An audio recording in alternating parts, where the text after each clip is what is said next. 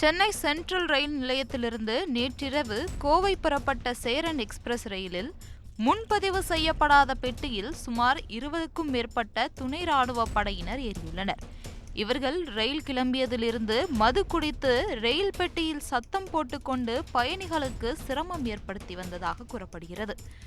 சுமார் 2 மணி நேரத்திற்கு மேலாக சத்தம் போட்டுக்கொண்டே தங்களுக்குள் மாறி மாறி கத்திக்கொண்டே வந்ததால் ரயில் பயணிகள் தூங்க முடியாமல் அவதியுற்று ஜோலார்பேட்டை ரயில் நிலையம் சென்றதும் இது குறித்து துணை ராணுவ படையினரிடம் கேட்டுள்ளனர். தாங்கள் ராணுவ வீரர்கள், எங்களிடமே கேள்வி கேட்பீர்களா என கூறி பயணிகள் 2 வரை துணை ராணுவ படையினர் வெகுவாக தாக்கி செருப்பால் அடித்ததாக கூறப்படுகிறது. இந்த சம்பவம் பரபரப்பை ஏற்படுத்தியுள்ளது.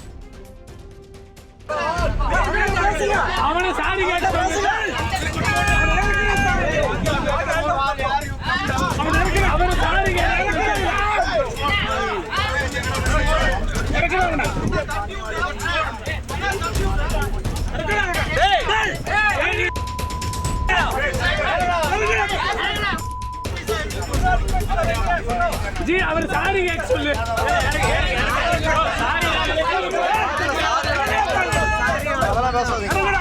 சாரி கேட்டு கீழே இறங்க சொன்னா உனக்கு எல்லா ட்ரெயினும் ஃப்ரீ தானே? எந்த ட்ரெயின் வா, இங்க இருந்து இறங்கு, இந்த ட்ரெயின்ல இறங்கு. நீங்க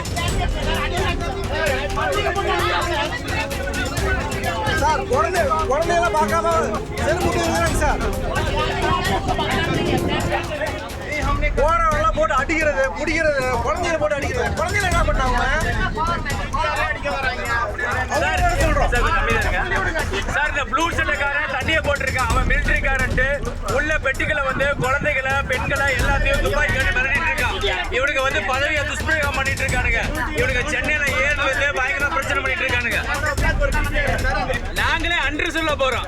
இதையும் வந்து 4 சீட்டு மிரட்டி வாங்கிட்டு இருக்கானுங்க.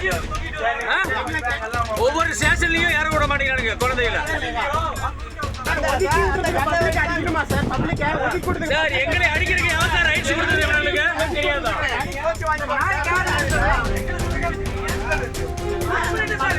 ஒற்றுமையா இருக்கணும். தப்பு செஞ்சா யார் செஞ்சாலும் தட்டி கேட்கணும். அந்த தைரியம் எல்லா இந்தியா மண்ணுக்கு வரணும். பாரத் மாதா ஜி கி ஜெய்.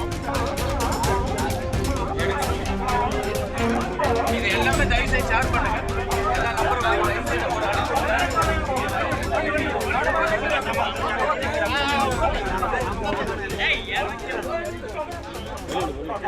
அந்த நாய்